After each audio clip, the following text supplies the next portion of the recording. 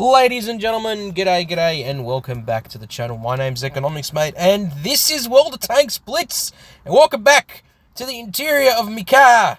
I'm not recording this in the afternoon, I'm actually recording this before work. I'm actually a bit early, so I thought, you know what, let me jump on Reforged and record another video talking about a different change that has been made in regards to Reforged. Now, we have got confirmation from Wargaming that the tanks that have been shifted up a tier, including the Kampfpanzer 70, which we're going to be talking about, have been or are going to be rebalanced.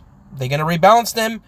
I don't know how they're going to rebalance some of these tanks, like the T2020 or the T26, the Skoda T26, or the TLS 60. Or TS60, sorry, the TS60, not TLS60. The TS60 and a couple of the other tanks that have been moved into a tier above, they will be rebalanced. We have confirmation from Wargaming, they're going to be rebalanced. So, yeah, it's good news, I guess. It is good news, as James May would say. The Dacia Sandero, or the Kampfpanzer 70, in this case, is going to be rebalanced. However, and this is a big however, I don't think that the changes being made to the Kampfpanzer 70 are good enough. And I'll tell you why. Putting it at tier 10, sure. Why not? Fair enough. But the balance changes that Wargaming announced for the Kampfpanzer 70 is a bit concerning. If we go into upgrades, I think we're able to have a look at, hopefully, the statistics of this tank. I'm hoping we can have a look at the statistics of this tank. It'd be nice to see the statistics of this tank. If we look at the details. Okay, so we can have a look at the details here. So let's have a look. Hit points is up to 2,600. As far as I know, Wargaming are in fact going to give this tank 2,600 hit points, which is fine. There's nothing wrong with that in my opinion. They're going to be increasing the penetration of the standard rounds ever so slightly. So as far as I know, it's going to have, it says here 250 millimeters on your standard rounds. I think the standard shells are going to change as far as I know. So they're going to change the standard shell. They're going to increase the penetration of the standard shell, but they're going to keep, the premium shell is only going to get, I think, like a 5% increase, or no increase at all. A bit concerning there. So they're slightly buffing the pen. They are slightly buffing the armor profile on the front of the hull and the turret. They're going to be slightly buffing the gun statistics, so obviously the accuracy, the dispersion, the aim time, that kind of stuff. They're going to be slightly buffing the terrain resistance stats, and of course the mobility of the tank. Other than that, the change is not going to be too minor, but here's the thing. When you shift a tank from tier 9 to tier 10, you can't just make slight changes to the statistics and then all's well and ends well. No, you need to ensure that the tank is rebalanced enough so it can still be competitive at that upper tier or the tier that you've put it at.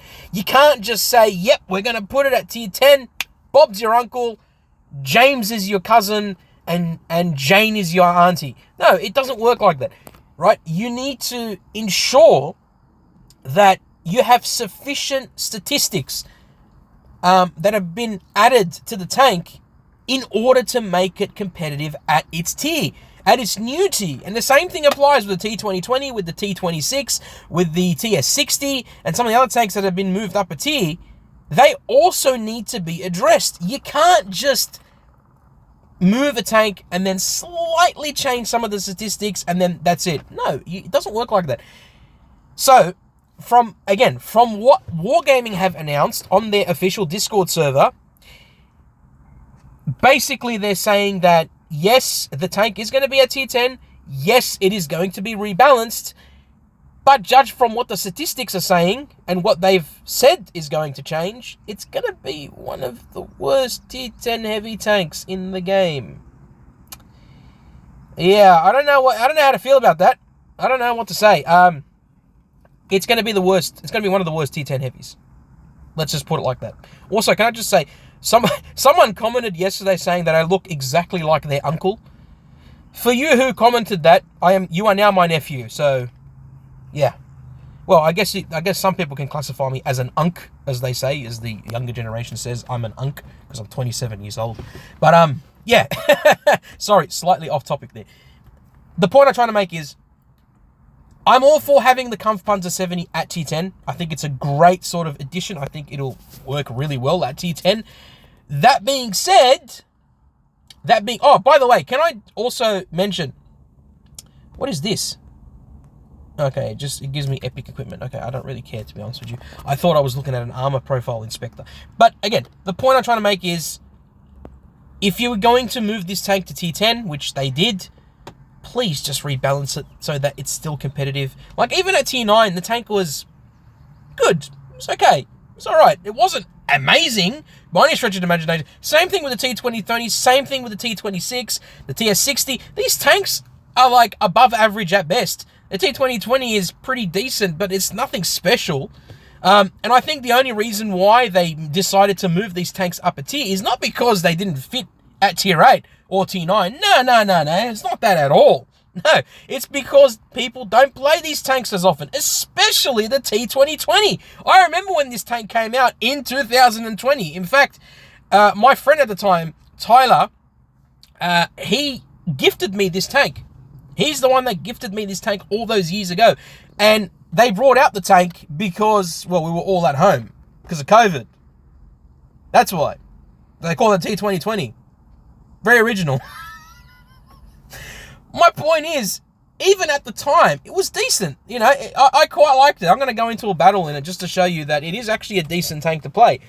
But at T9, really? Did it need to be shifted up a tier? Like, what are they going to do? Are they going to buff the DPM? Are they going to buff the armor? Are they going to buff the dispersion? Are they going to do anything of the sorts? Or are they just going to say, yep, this is the T2020. It's now at T9. Deal with it.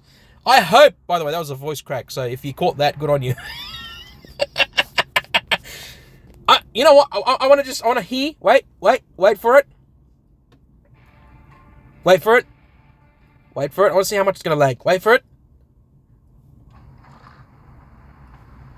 Oh! Wow, look at that! I'm actually loaded into the game without having to worry about... Oh my god, okay. Okay. Here we go. We are playing... Okay, we are playing. I'm going to have to take my glasses off because I can't see shit. Here we go. This is Yamato Harbor. Yeah, interesting. There's a lot of palm trees for no apparent reason. Towards the... Yeah, okay. Good lord. The positioning of this... Settings. Let's go to settings. Where is... Hold on. Where is controls? Customize.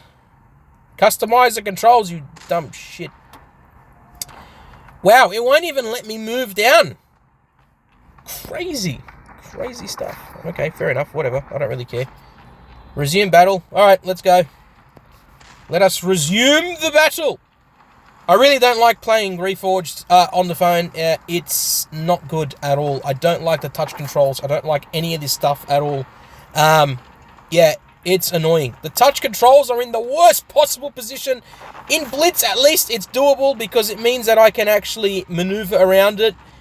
But it's just annoying as all hell. Is this a T9 only battle? Yes, it is a T9 only battle. Fair enough. As you can see, I'm going to have to... Hold on. I'm going to have to turn off my... there you go. I'll turn off my my face for a bit because I'm just blocking the camera with my thumb.